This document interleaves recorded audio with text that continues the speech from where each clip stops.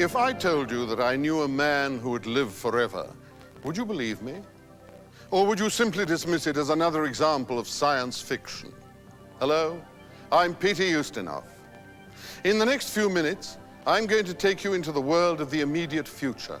A world where science fiction becomes fact, where people prepare to communicate with extraterrestrial life, where walls make music and lights appear to be alive, where human beings may one day live forever, where nothing is so unbelievable or so beautiful as the truth. Welcome to Omni, the new frontier. In a moment, we'll meet someone straight out of the future. He's part man and part machine, what science fiction writers call a cyborg.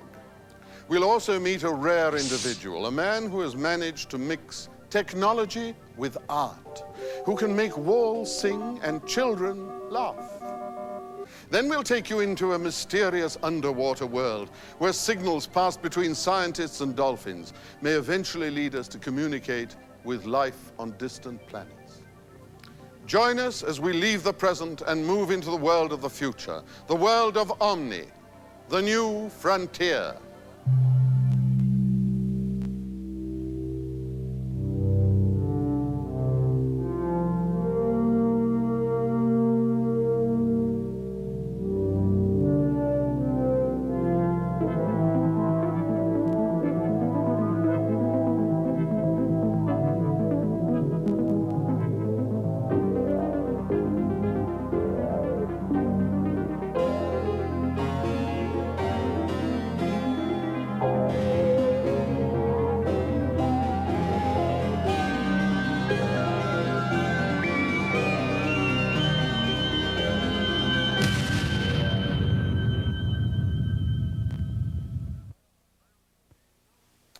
Bionics, a non-scientific term for the science of biological engineering, a science which enables us to replace vital parts of the human body with artificial components.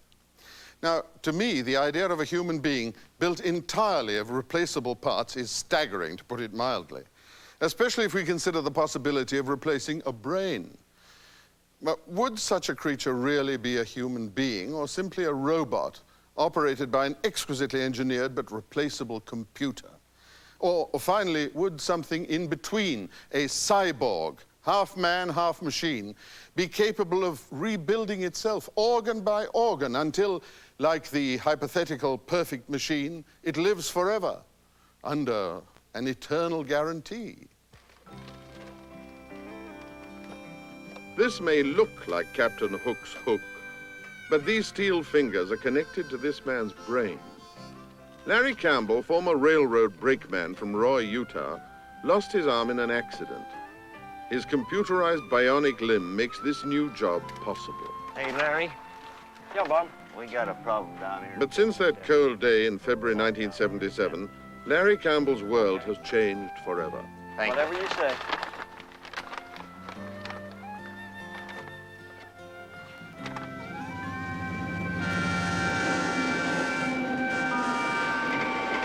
His story began in a Utah freight yard when he slipped and fell between two freight cars.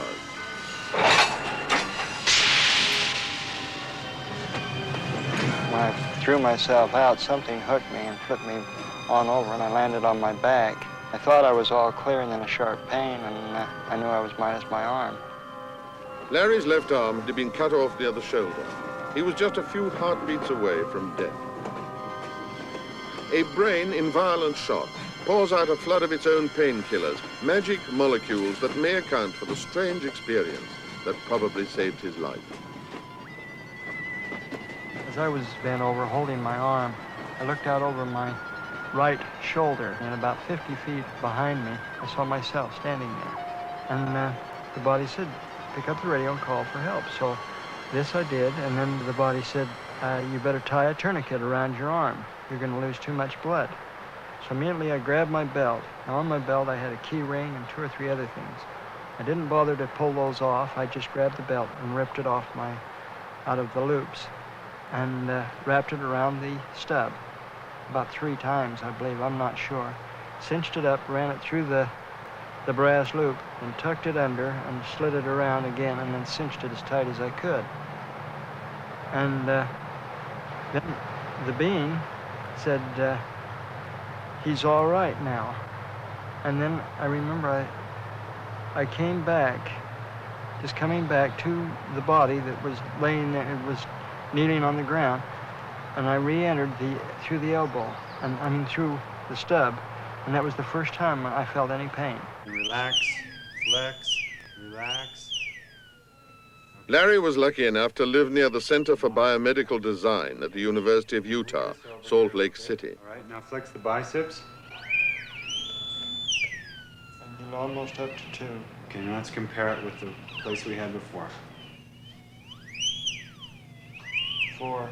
That looks a little better, doesn't it? The first problem was learning to consciously control his involuntary muscle signals. Now that's the muscle that normally raises your natural arm. Mm-hmm. In the same way, that muscle is going to raise the electric arm. Okay. Okay? His new bionic arm will react to electric signals relayed from the brain, to nerve, to muscle, to computer. So he can bend the elbow, turn the forearm, twist the wrist, and close the fingers. Yes, try and see if you can get them both to go to 4 or 5 together. Okay. A computer must analyze Larry's specific needs. Limbs are never cut off on a dotted line. Each problem is unique. Many sensors map the electric circuits to the mini-computers that control his arm. All right, Larry, if we should have a problem with This is the most advanced bionic limb in the world. And yet it is a crude approximation of the real thing, the exquisitely engineered biological arm with its 35 muscles, 33 bones, and an ingenious labyrinth of control nerves. In the elbow, 2 tiny computers, a direct development of space technology, control the arm movements. They translate human thought into action, giving orders to the tiny motor which powers his artificial muscles.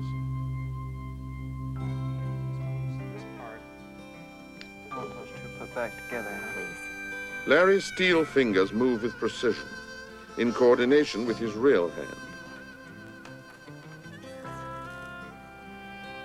His brain is in complete control of both. I don't know why. When you fix something, it stays fixed. When I let the jeweler work on it, I'm back downtown the next week. I try. Today, Larry has put his life in order. Okay, thank you very much.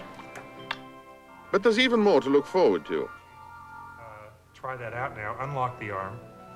For now, the hand is only cosmetic. Just a cover for the efficient grasp of steel fingers. Now you've got your nice For the future, however, the bioengineers plan to add a sense of touch. Fingers that will work with delicacy as well as strength. Fingers that will react to the touch of another hand. And it's easy. Okay, so go up and down with that a few times, and you can track me pretty well. Yeah.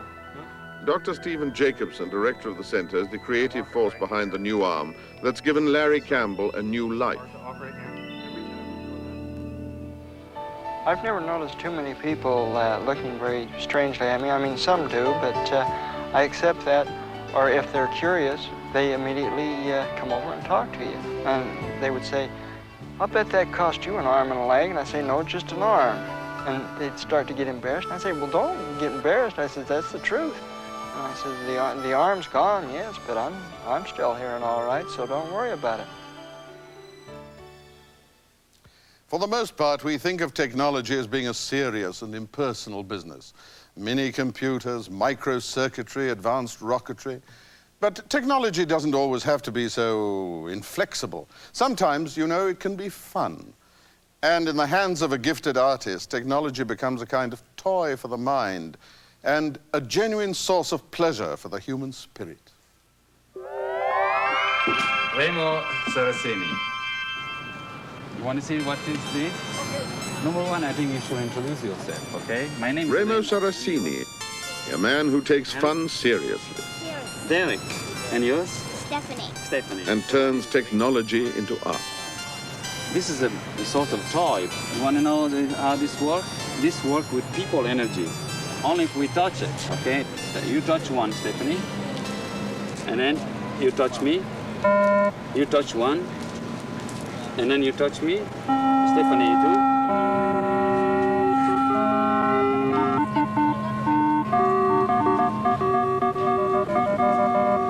Did you pick this out of the book? from electronics. I don't think what I'm doing here are black boxes or magic things. Number one, all my technology is visible, is see-through, because I really want to show that the computer or the radio, the transistor is here to stay. It's very friendly, was invented, wanted by us, so it's here to help us.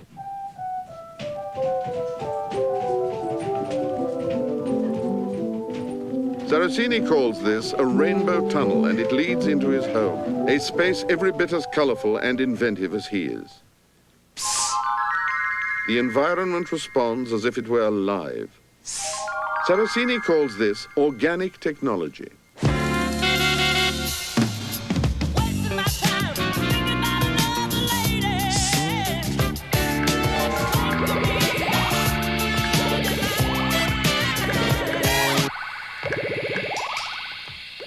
I think as soon as we forget to be a child, we are in trouble.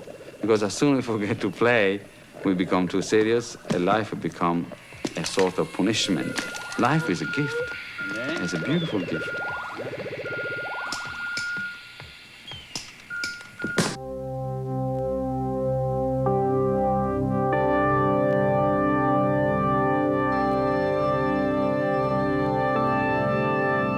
In Saraceni's world, when people touch, they make music.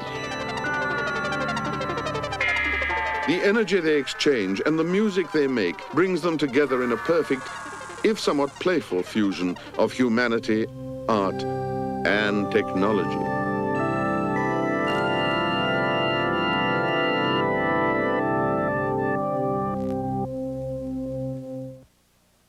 Technology, sometimes a toy, more often a tool.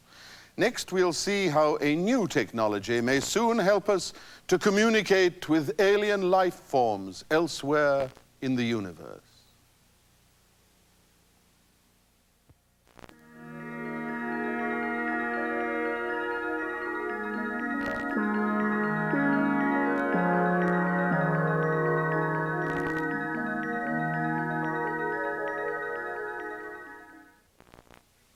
At this moment, the vast reaches of intergalactic space could well be filled with communication signals.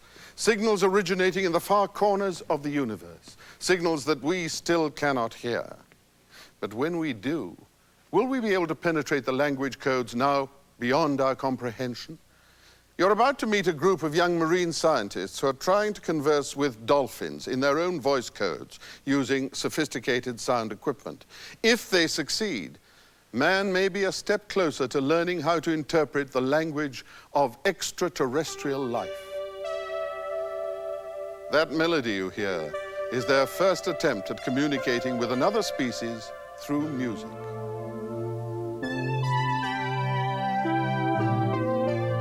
Music, a universal language, a sophisticated communications medium for all life. The dolphin, possessor of an advanced sensory perception that responds to man's melodic calling card.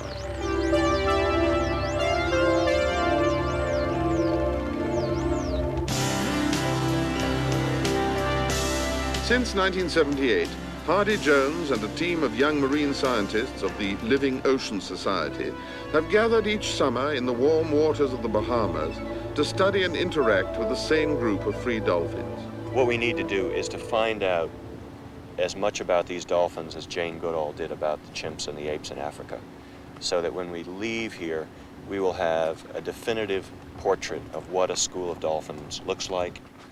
Renewed contact with the scientists must be left to the dolphins themselves. This looks like what you called chopped fin last year. Through a vast sea alive with signals, they will mysteriously reappear, an uncanny ability to know friends from strangers.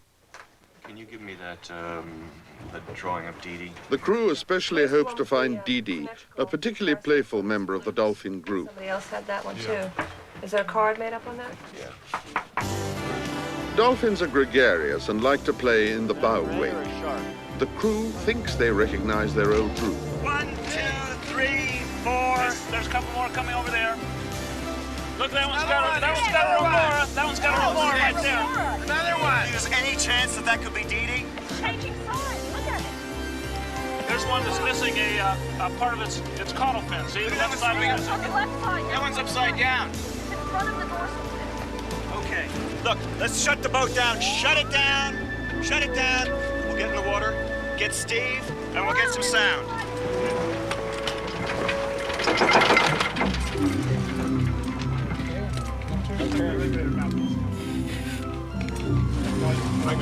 I'll take it down.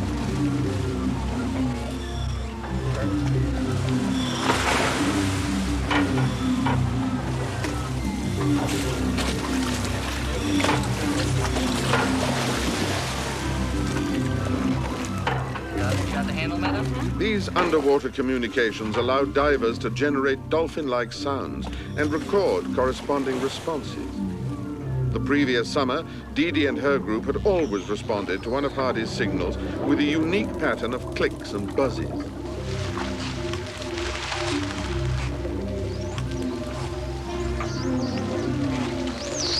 Dolphins have a brain size comparable to man. If this is Dee Dee and her group, Hardy has no doubt that they will remember the complex response code.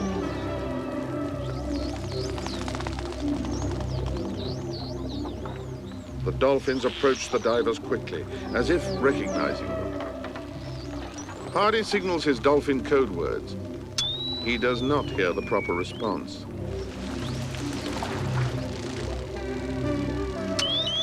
Again, he signals. One of the dolphins signals back loud and clear. Then the others join in. Once again, their dolphins have returned. One of them was definitely Dee Dee. And we had two others with the chopped dorsal and the chopped pectoral. I noticed, Hardy, that a lot of times it seemed like at first they'd intensely sonar or call you, and then they'd start mimicking that call, and then after a while it almost seemed like they were getting bored with it because they were having a very limited conversation. It's like, all right, so what else is new?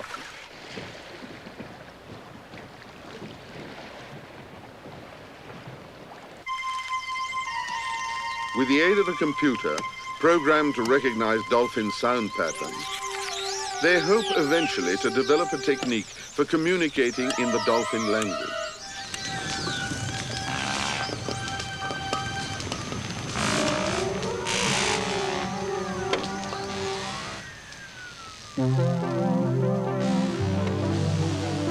Steve Gagne plays a music synthesizer through a hydrophone into the water and records the dolphin's verbal responses to his varied melodies. Intercommunication through music between species. People observing from the railing here said that the dolphins seemed to hover about 50 yards away, and that their body motions were a little different than what we usually see. Like dolphins would be vertical in the water, just sort of gently wagging their fluke without going anywhere, just hanging out, kind of. The animals are still around the boat, moving off to the stern a little bit now. They're getting whistles, some good click trains. Looks like it's going to be a good tape.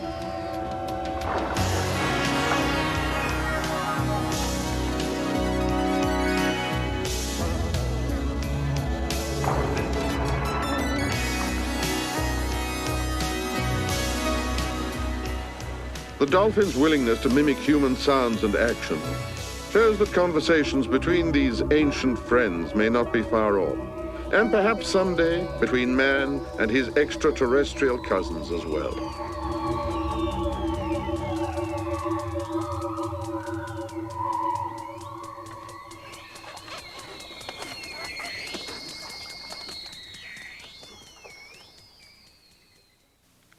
People making music with dolphins.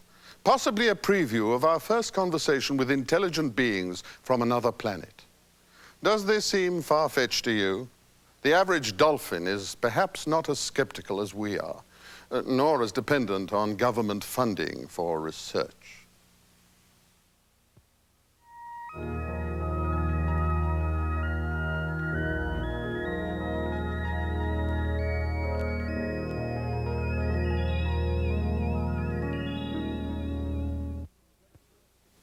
We've had a glimpse of the future and seen new fields of interaction. A man interacts with a computer, the result, a bionic arm. Technology and art interact under the guidance of another man, and the result, walls that sing. A team of scientists interacts with a group of dolphins in search of a possible language for the future. Join us soon for more of Omni, the new frontier.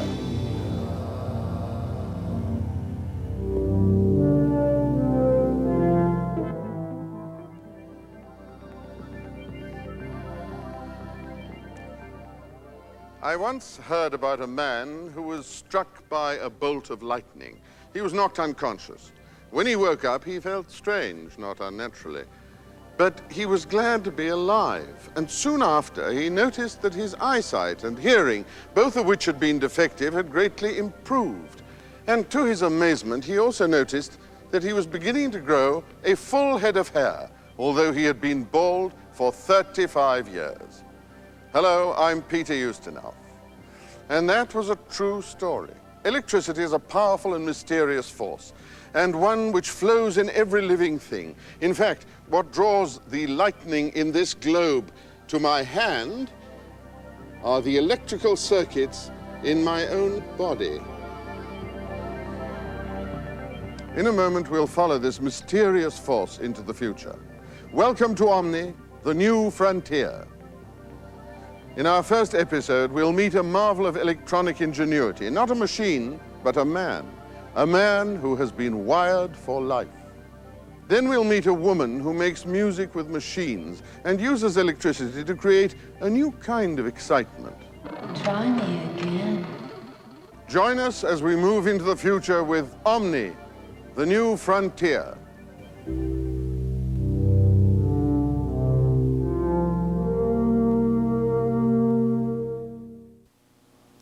The body electric, life humming through each nerve like electric current through a telephone wire. But when that precious current is broken, vital brain messages become garbled or lost, and the results in human terms can be heartbreaking. Multiple sclerosis, muscular dystrophy, cerebral palsy. In a moment, you'll meet a young man who may have overcome his own tragic handicap by having himself quite literally electrified. Undergoing preoperative tests is Kevin Wachtel, a victim of cerebral palsy. How old were you when your parents first noticed that you had displayed a symptom? About 3 or 4, I guess. 3 or 4 years old? Yeah, I think so. Signals from his perfectly normal brain are scrambled, confusing the muscles of his left side. How long is it that you've been this way, that you've stabilized the way you are now? Probably about 16 years. 16 years. Have you ever had At 22, Kevin is still a prisoner of that faulty communication. When it comes to his right side, Kevin's nervous system works well. The clear messages are being sent to the proper target, and the responses are perfect. And open your hand. All right, now you're going to try to touch your fingers with your thumb, one after the other. Okay. Without the normal use of both hands, Kevin faces constant frustration. To need help in so many little ways is embarrassing and painful. Try to open your hand up as much as you can. For the left side, try as he may, Kevin cannot force the messages into his hand. Try to touch the tip of your nose with your hand now. A useless, exhausting struggle. Is that as far as you can get your hand open? Yeah, I think so. Yeah. How about that thumb? Yet he continues to prove to himself over and over that all the potential for a full life is still there. One working arm must do the job of two, and sometimes with great effort, it almost succeeds. Good shot. Nice. Up the other way. Up the other way? Yeah. Kevin's determination to learn a new skill is part of his goal, a life of independence. My dream was always to be a truck driver. To achieve it would be a personal triumph of coordination, mind and muscles joining together as a team. Gotta go towards you a little bit more. Let the clutch up slow when you're trying to put it in. It'll go in a little bit better. But driving one of these on his own remains Kevin's dream, always just beyond his reach. At St. Barnabas Hospital in New York City, Kevin finds new hope on the frontier of modern medical science. One chance against overwhelming odds. With radical new technology, brain signals sent through the body can be picked up, like a foreign language, and translated into a coherent dialogue between man and machine.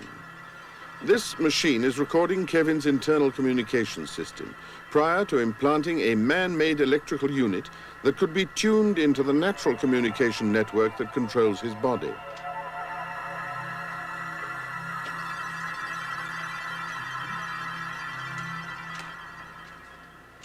Readings from this test may pave the way for the use of a new technique pioneered by Dr. Joseph Waltz.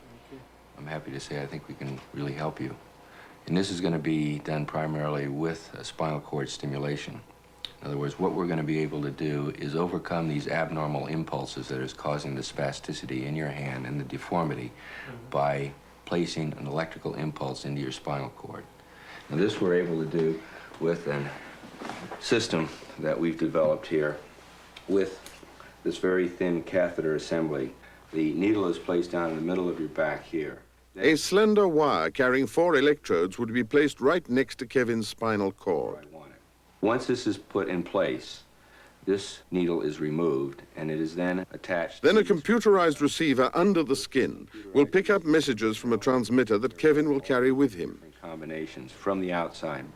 It could mean that for the first time in Kevin's life, the lines of communication between his brain and left side will be unjammed, allowing him to pursue work, sports, a social life, everything most of us take for granted.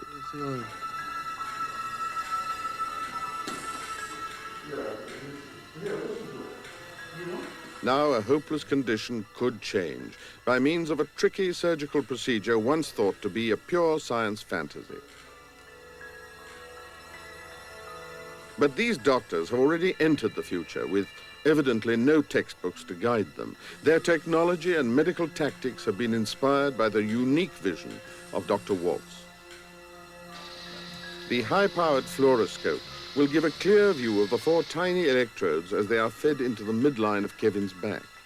The first task, to clear a delicate pathway for an apparatus no larger than a thread. The electrodes will lie but a millimeter from the spinal cord and could possibly inflame, if not seriously damage, the nervous system.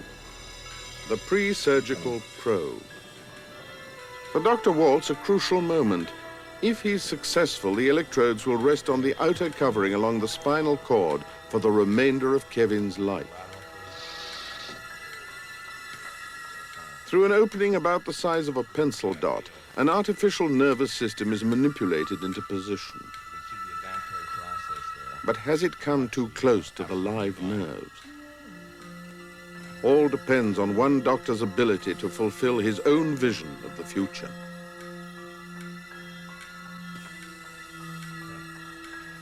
The electrode assembly is in place. Now the endings of the catheter's 4 fragile wires are drawn out through a small puncture.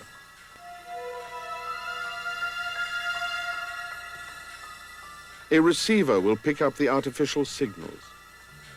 In response, the electrodes may be able to unscramble the brain's messages. The receiver, to be placed just under the skin of Kevin's back, is a computerized control center, programmed to intercept, unscramble, and redistribute faulty brain signals. Later, a small antenna will be taped directly above it. Now, the attachment of electrodes and receiver.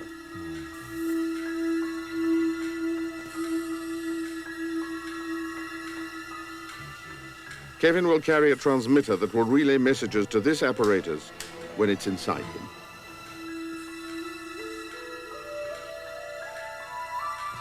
The implant is complete. The first of 2 critical dramas is almost over.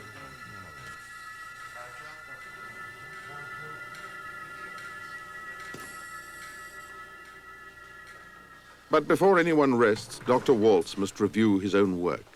George is perfect position. We don't have to go any further. The second drama begins. Electrodes up here? 4 of them, yeah. That's right where they are. Mm-hmm. Okay? Yeah. Now the moment of truth. Let's see what we got here. The battery-controlled outside transmitter is put on its first setting. You're going to feel the stimulation continuously, all right? But what I want you to do is if you fail to feel that stimulation, you let us know, or if it becomes uncomfortable, you let us know. Yep. What do you feel? Numbness. Little tingling? Yeah. Whereabouts? In my hand. Good. My arm. In your left hand? Mm-hmm. Very good. So what we're going to start now is that electrode analysis you and I talked about. We'll be making changes every day, and then we'll have to see what happens. The 4 electrodes have 18 possible combinations of power and frequency. Testing will go on for 2 weeks. Put your arm out again. Touch your nose once again. Put your arm out. Too little electrical impulse could mean failure to help Kevin. Too much could severely burn the live nerves. All the combinations must be tried to find the setting most suitable to Kevin. A young man's future depends on space-age computer technology. During these 2 most important weeks of his life, he must wait for the answers.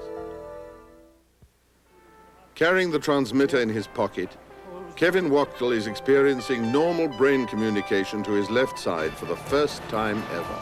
And muscles that have been asleep all of his life will soon be reawakened through physical therapy. But already his once useless left hand can firmly grip the giant wheel. Only a short time ago, the brain's messages to the hand were disturbed and the hand wouldn't work. But now, the receiver under his skin can intercept and convert the faulty signals, giving control of the hand back to Kevin.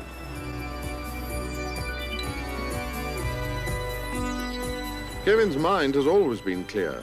Now his body can follow through. Because a few courageous missionaries in medical science have dared to pursue their own visions of the future, a young man, and perhaps thousands more to follow, can finally pursue their own dreams. Isn't it marvelous that electricity like this could also be used one day to regrow entire limbs? Well, in a moment, we'll meet a musician whose playful experiments with electricity may be the forerunners of a new approach to both listening and learning. Welcome to Xenon. Welcome to Xenon. Welcome to Xenon. Welcome to Xenon. Welcome to Xenon.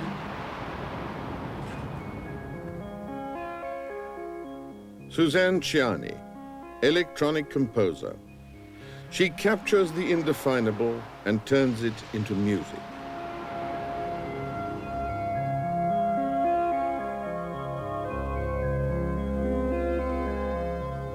Her instruments are synthesizers. Her vocabulary, words like reverb, delay, amplitude.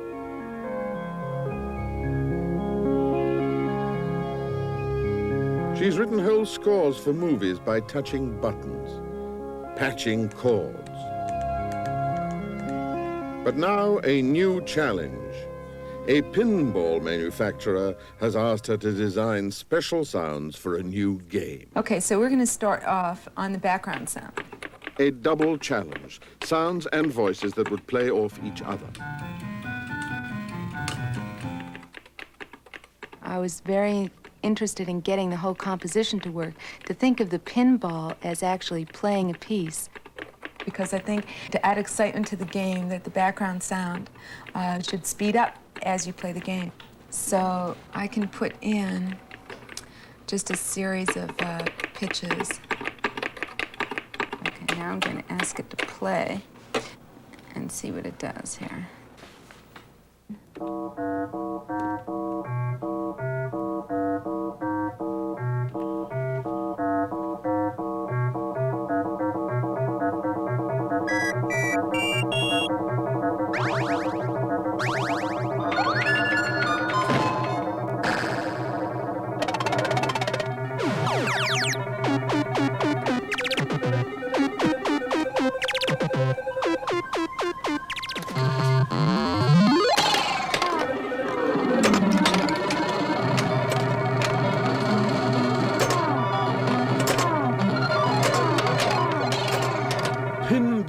symphony, a whole new world.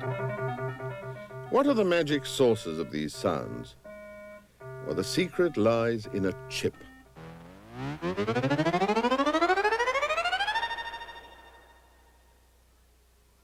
The chip is a tiny computer program the size of a domino. It stores 48,000 bits of information. When commanded by an outside computer, these bits are spat out rapidly as sound. The artwork has different phases of transformation. Chicago, the home office. The sound chips were fun. Now the hard part. A voice chip with something new. It's a place, it's a person, it's a state of being, it's a sort of euphoric transformation. And if we could somehow convey all this through the use of voice, we've never done that. It's been so functional and dry before. I just think it would be really nice to use a female voice in the game as a female voice would tie in great. You know, with the voice chip. That would be unique. You know? Something it hasn't been done before, I don't think. You know, I can process the real voice sound and give it a little bit of a different edge. An effect, or? Yeah, it's like it could go, for instance, even with my voice, the whole gamut of, you know, from male to female even, you know, and everything in between. Hello, hello, hello. 1, 2, 3. Welcome, welcome. A female voice in a pinball game. Now, how to fit the sound in a voice chip? Female voices, of a higher frequency than male voices, need almost twice as many bits of information. The chip allows her a total of 5 seconds.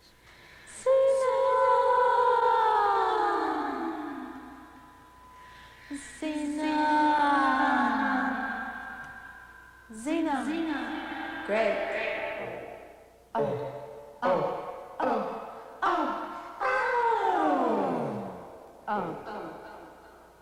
Oh.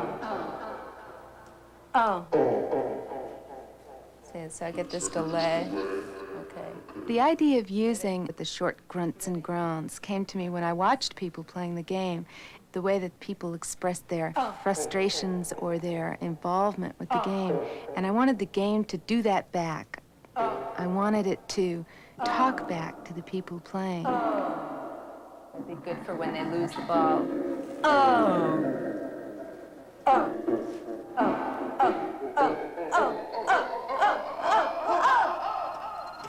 You know when the ball goes through the tube? Well, how about, you know, I could set it up with my voice saying, try tube shot. Try tube shot. Try tube shot. Try tube shot. Try tube shot. It's a kind of emotional let go. You know, when you fall through that tube, you're letting go.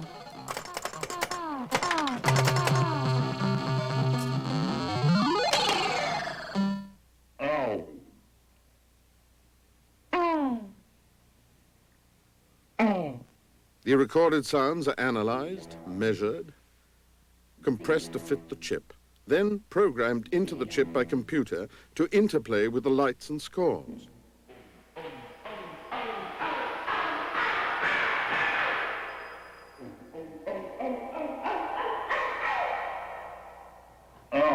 Great.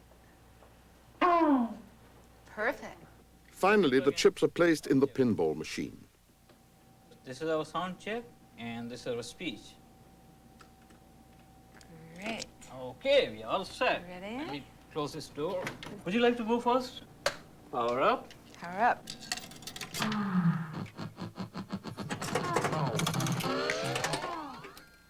Welcome to Xena. Right.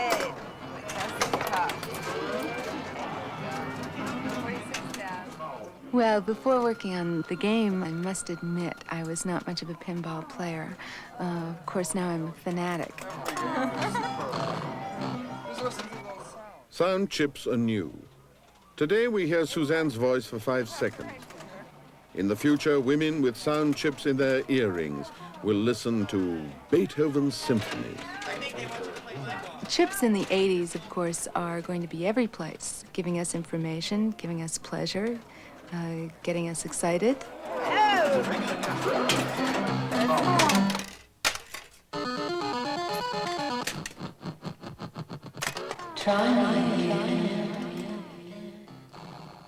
Creating new sounds, disembodied voices, music from instruments that don't exist.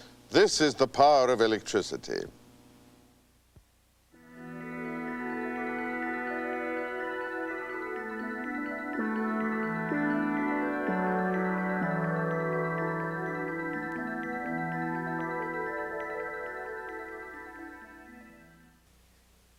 I want to play a little game with you. Call it Brain Teaser.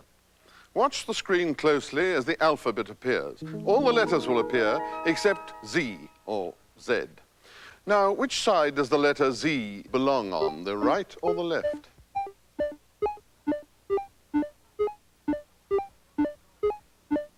If you enjoy games of this sort, I'm not sure that I always do, you may have something in common with the subject of our next story.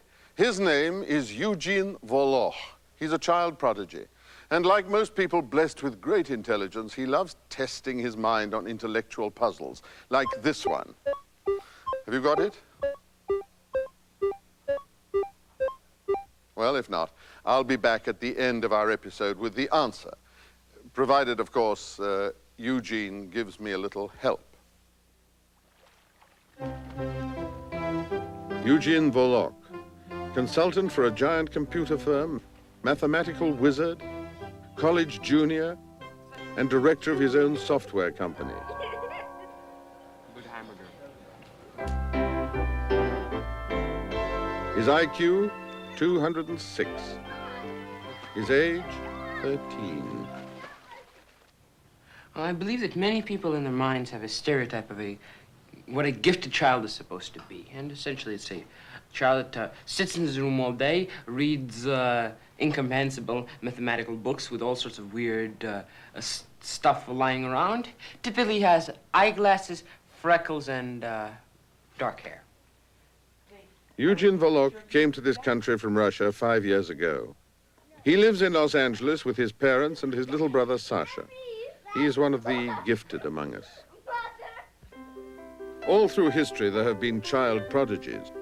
Picasso, at the age of 14, qualified for the Barcelona Academy of Fine Arts, his stunning talent destined to influence the history of art. Isaac Newton, an astonishing child, he first revealed the physically legislated universe. As for prodigious genius, Leonardo da Vinci, who envisioned hundreds of technological advances centuries before their invention. Albert Einstein, who redesigned the way we look into man and matter. All these men shared the extraordinary gift of genius. Their very existence influenced the course of world history. Drawbacks of being bright are often... Eugene enjoys this gift precociously.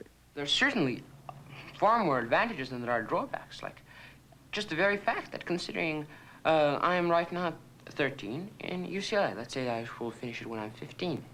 That's 6 or 7 more years of my life that I can use on something productive. 6 or 7 years, shall I say, added to my life. This is Eugene's playground, a room designed for a prodigy's life, in which learning is the greatest pleasure and a computer his closest playmate. This is a so-called terminal, which is the computer's window to the world. I can right now work being miles or hundreds of miles away from the main computer. Now what I do is I say hello, and I hello under my user name and my account name. Now I can do whatever I want to. I can, for instance, run a program. Run a program of mine that I wrote. Another thing that I can do is I can go into a program called an editor and create new programs. And also make mistakes. Being a prodigy does have certain shortcomings. Eugene may be intellectually superior to most adults, but in a world of grown-ups, he is chronologically still a child. I think that you should have taken a straw for the drink. God had meant us to drink with straws. He would have made us with long, tubular-shaped mouths.